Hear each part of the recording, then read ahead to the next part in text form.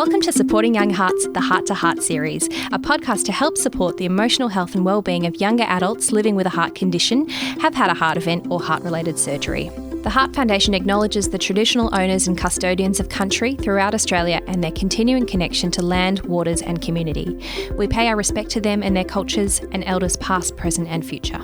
I'm your host, Carlye Weiner, a clinical psychologist working alongside the Heart Foundation with a special interest in young people and chronic health conditions. Throughout this series, we want to support, connect and inform you to help you best manage your heart health and emotional well-being, particularly for the stage of life you're in.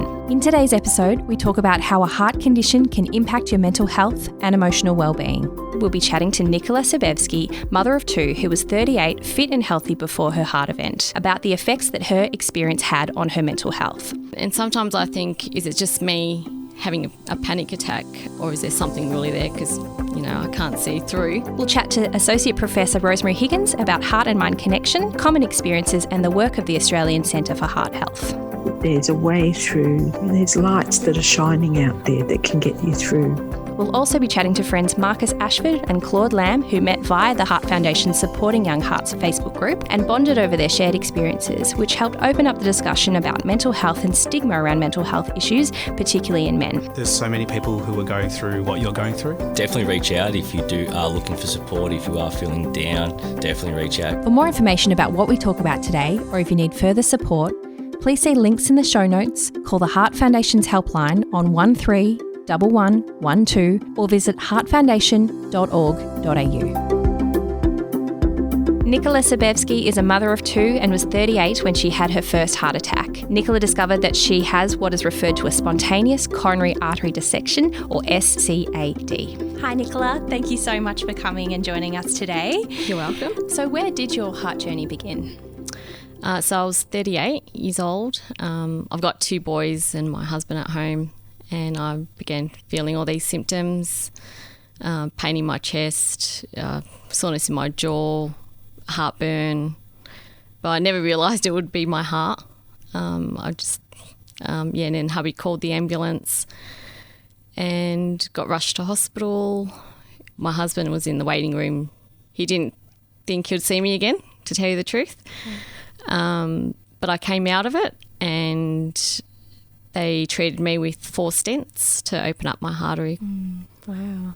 So it sounds like your husband was terrified at that point. He wasn't... He was. Yeah, he was waiting and didn't have much information to go off. Not at all. Yeah. Not at all. Yeah. And what were you going through at that time? At the time, I just went with it. I don't think it really sunk in. It probably sunk in maybe 2 weeks later, to tell you the truth, to be honest. Okay. Yeah. So you speak about kind of going through the motions and it's just kind of like, test and then result and then action after that. Yes, definitely. And so what happened in that 2 weeks before you said it psychologically hit you? I had to start taking medication. That was one big, huge thing. I'd be at the kitchen bench thinking, okay, I'm going to dispense my medication for the week. And then I'd just break down in tears, and then hubby would have to come over and take over and do it for me. That was one of the things. Seeing my boys watch me and thinking I might not have been here. This could have turned out really bad. And looking around at photos, family shots and memories, thinking I made it. I survived this and life's so precious. I want to watch my boys grow up, my husband on my side, by my side. Yeah. So you had that real kind of close call with death and that wake-up call around how it hits you in your family. face. Yes, definitely. Yeah. Okay. And so what do you think it was about that pill box, the medications in the morning, that set you off? I think it's the notion that heart disease is an older person's disease, and how could I get heart? How did I have a heart attack? Do you know what I mean?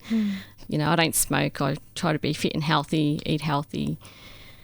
And just to, my grandma had a heart condition, but that was in her 80s. I'm 38. Yeah. I was 38. Yeah. Yeah, it's not much to go off. Is it? No. Yeah. And I take each day as it comes now. The fear is there, though, in regards to having another event, because not only did I have my heart attack, but a year and a half later I had a restenosis of the same artery. Wow. And that's me listening to my body and telling my cardiologist that these are the things that I'm feeling, there's something wrong. And I want to let people know, like, listen to your body. If there's something not right, seek help, like go get it sorted. Because in the end, there was something wrong. Yeah. And you know your body best, right? So, definitely right. You're tuning into all those signs, and even if you're, I guess, hyper-focused on what's going on with your body, it means you do pick up on the things that may be wrong or not quite right. That's right. And sometimes I think, is it just me having a panic attack, or is there something really there? Because, I can't see through. Yeah. I can't imagine what would be going through your brain at that point. Watching my children, the fear in their faces, because they've seen mum get ridden by the ambulance a couple of times at home. Mm-hmm. It's still quite raw, even though it's a few years back. Having to watch them and be scared that is mum going to come back? Yeah. Yeah. So it's really really emotional watching them, and my husband holding on to them and just watching me walk away. Yeah. Does it get easier? With time, time heals, I would say. It does get easier, especially if you've got good peer support and family support. Trying to reach out, for example, with the Young Hearts program. There are lots of people out there with many heart conditions, even worse off than me. It doesn't make it okay, but it tells me I'm not alone. Yeah, a lot of people are finding comfort in the united experience that you've all had. Definitely. Absolutely. Big comfort. Obviously, this episode is all about reducing stigma and having conversations about mental health. So what would you say to people that, might be uncertain about where their mental health is at? Don't hold it in. You don't want to leave yourself alone thinking all these really bad thoughts. I think sometimes you want to try and talk to your family and your friends, but again, you don't want to scare them either with how you're really feeling deep inside. So definitely speak to others with heart conditions. It's been a huge help to me, and what they're going through is so similar, if not the same, as what I went through. It's amazing. It's a really special group, isn't it? It is, definitely. Yeah, absolutely. I'm very thankful for them. Good. Well, it sounds like sharing your story and just connecting with other people with similar experiences has given you a lot of strength and has really gotten you through some tough times. Yeah, I think I've come a long way since having this heart journey and, involving myself with supporting Young Hearts. The Heart Foundation's been amazing as well. Awesome.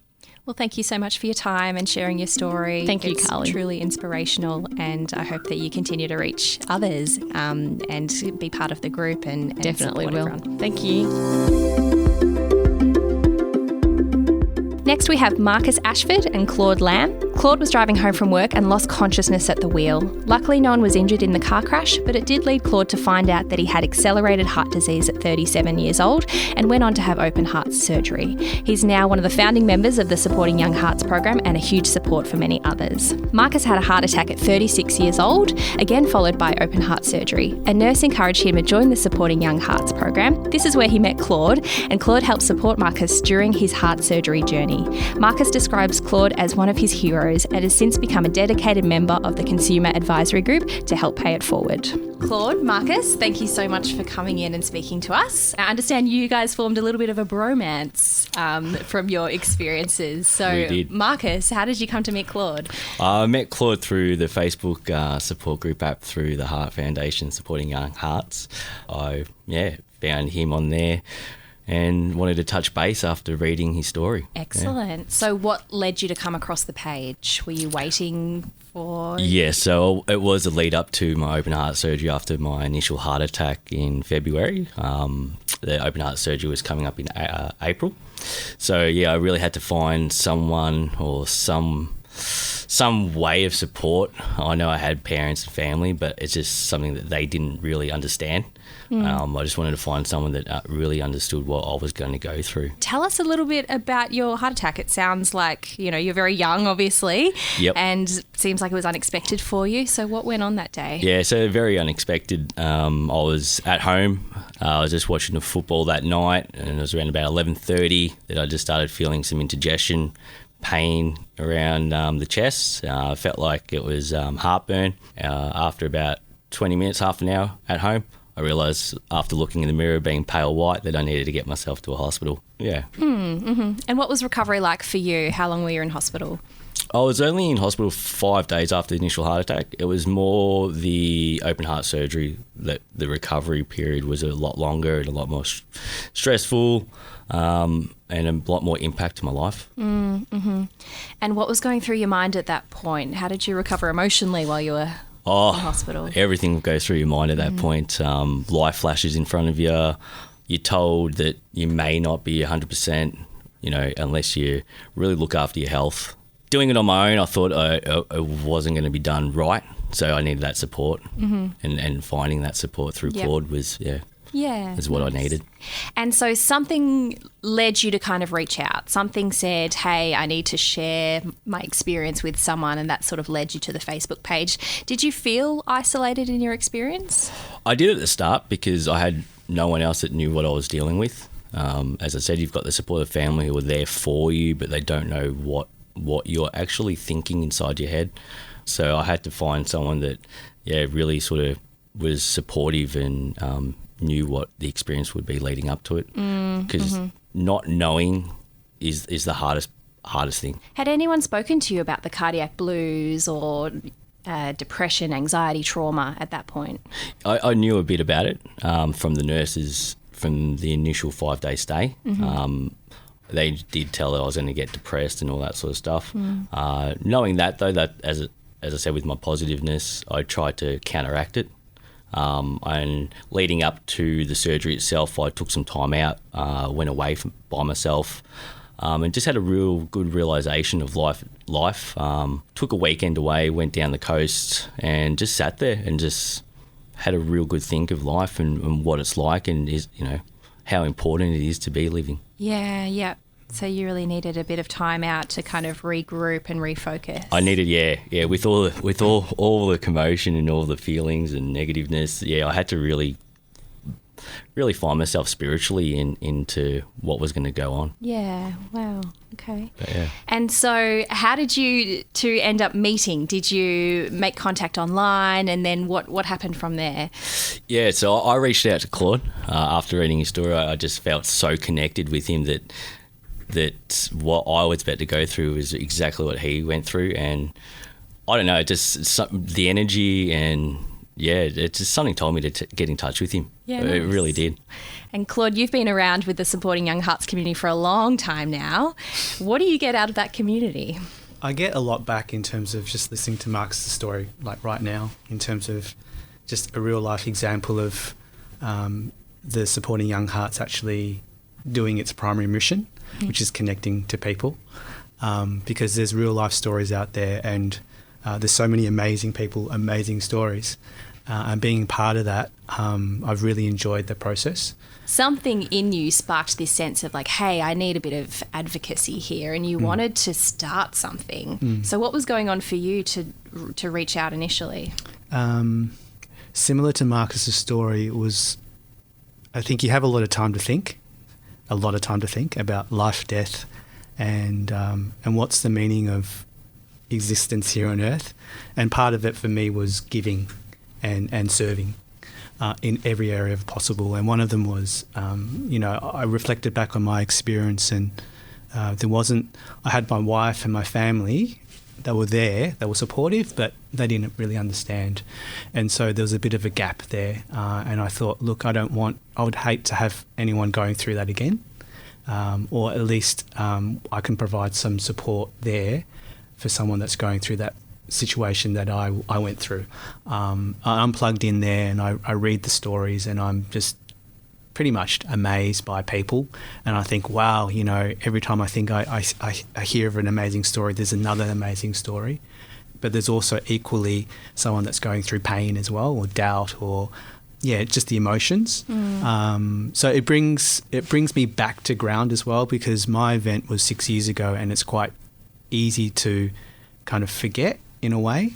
But then being connected into that Facebook group and reading through the stories, it brings you back to reality that, hey, you know, this is real stuff. This is what you went through, Claude, and other people are going through that. So it's a good reminder. Yeah, okay. Yeah. And Marcus was saying that you had a very similar story.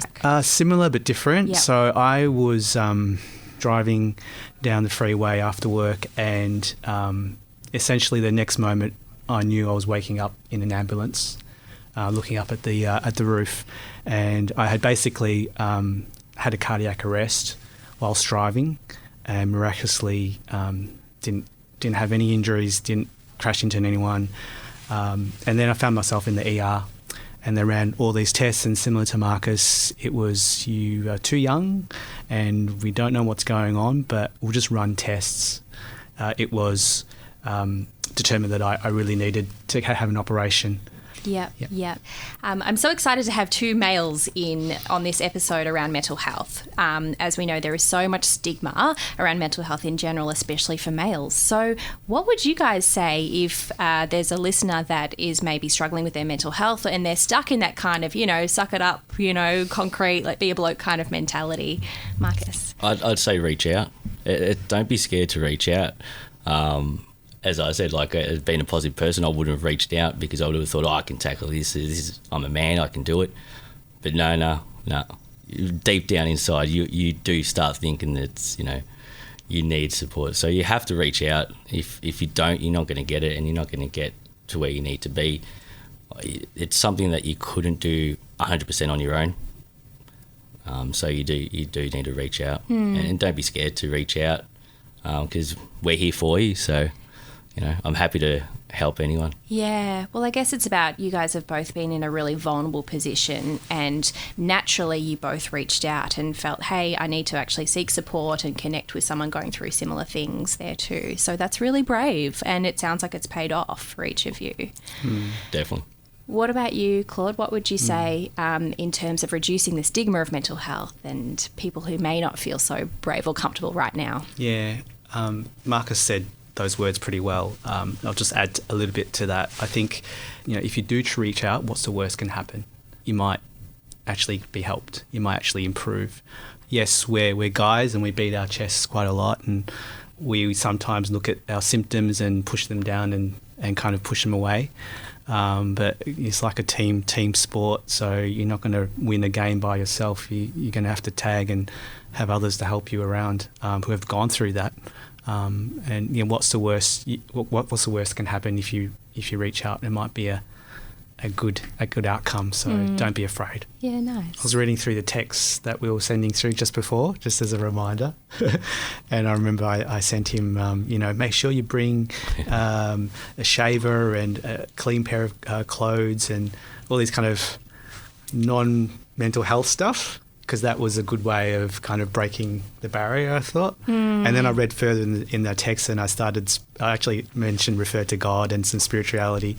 But it was funny how initially as guys, we would just, I think the best way to approach it is just talk about the practicalities of it. And then as that relationship kind of goes a bit further, you can talk about the mental health. Yep. Yeah. Well, that stuff's super helpful, right? Like, if you need the practical stuff, but it also provides a bit of a safe base to then, you know, have more conversations and get to know each other further. Well, thank you so much. Is there anything you want to share in terms of your mental health journeys or any advice to others other than what you've already mentioned?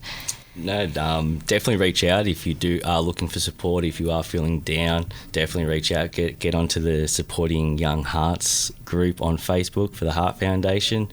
You can find me and you can ask me questions. I'm here to help out. So, yeah, reach out, people. Yeah, there's so many people who are going through what you're going through. And we're all a young, cool, easy to get along group. So just reach out and someone will be there to give you some support or advice, or just someone to listen to.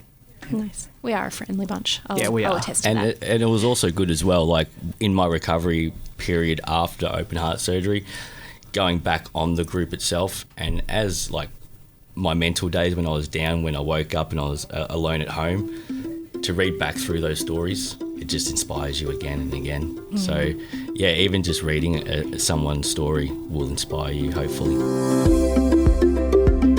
Feeling down after a heart event is so common and is sometimes called the cardiac blues. You might be sad, angry, anxious, lonely, or confused, among other things. Cardiac blues usually gets better with time and support. Next, we talk to Associate Professor Rosemary Higgins, who is a health psychologist who specialises in supporting people who have experienced cardiac blues and helped set up Australia's first psychocardiology clinic. Rosemary, thank you so much for coming on the show. We are here to talk about emotional health and cardiac patients. So tell us a little bit about the Australian Centre for Heart Health and the research you do in the cardiac population. Yeah, well, we're a centre that does training for people who work in the cardiac area, for nurses and other health professionals who work in cardiac rehabilitation and working directly with cardiac patients. We also run a clinic for people who have distress following a cardiac event or anxiety. We develop behaviour change interventions and we deliver them to patients. And we also have a research arm where we do a substantial amount of research, mainly into behavioural, psychological and social factors impacting cardiac patients. And what can you tell us about the prevalence of anxiety, depression and mental health issues in young cardiac patients? In general, we just did a recent study of 900 patients and we looked at them at the weeks after discharge from a cardiac event, and we found 40% of patients had elevated anxiety and 20% had elevated depression in the weeks following a cardiac event. 12 months later, a quarter had significant anxiety and 1/5 had significant depression, which is 4 times the general population. We compared the younger patients with the patients who were a bit older, and we found that even though these figures are terrible for most cardiac patients, but for younger patients are doing even worse. So they have an increased risk of early and ongoing mood difficulties, higher depression at all 3 time points, and just a tendency for there, whereas other patients, their mood will tend to improve over time, younger patients will be more likely to regress over time. It's not surprising, is it, that anxiety and depression is elevated in young people in general, let alone people who have cardiac issues and or traumatic events?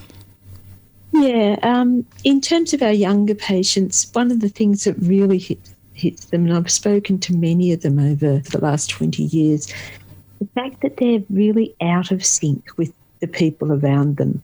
Their peer group aren't going through this. They don't have other people that will understand that have been through the same thing.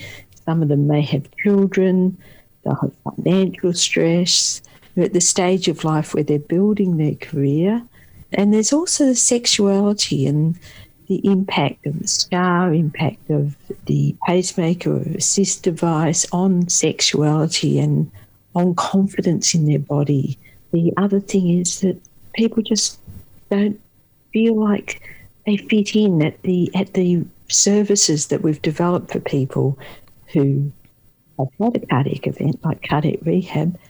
People won't feel they fit in. They feel like they're there with their grandfather. You know, the fact that they don't have a peer group that's going through this, the fact that they don't have support systems, the fact that they can't make sense of it, it really adds to it. And in this paper we just released this year, it's found that intrusive rumination, which is the unsolicited intrusion of thoughts about the cardiac event, is linked with distress 24 months later. But interestingly and importantly, reflective and deliberative rumination, which is that purposeful, voluntary, contemplative thinking about the event and what its impact is, includes problem solving, activation. This actually is associated with reduced depression and improved well-being. I'm sure a lot of people can relate to rumination, but might not have heard that word before. It's where your thoughts are on repeat, spinning around and around and around in your head like a broken record that you can't stop. This unhelpful thinking habit usually ends in frustration or distress when we can't shift our focus or can't unhook ourselves from getting caught up in the thoughts or the emotions attached to the thoughts.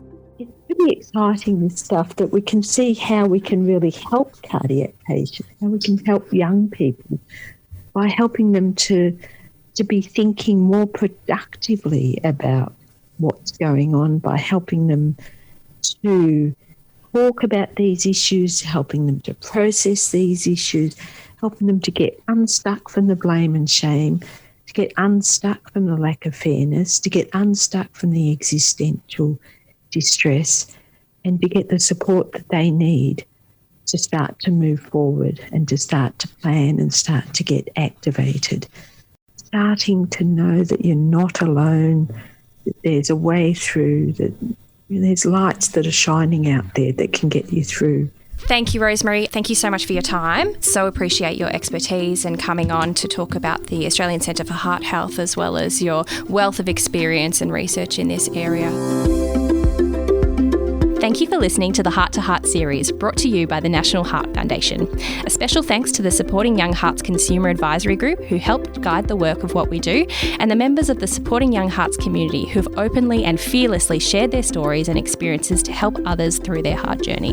This podcast was made possible by the Victorian Government Let's Stay Connected grant.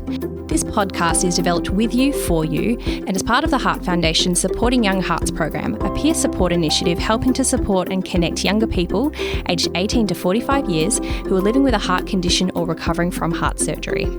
For more information about what we talk about today, or if you need further support, please see links in the show notes, call the Heart Foundation's helpline on 131112, or visit heartfoundation.org.au. Advice and information given in this podcast is for general information and educational purposes only.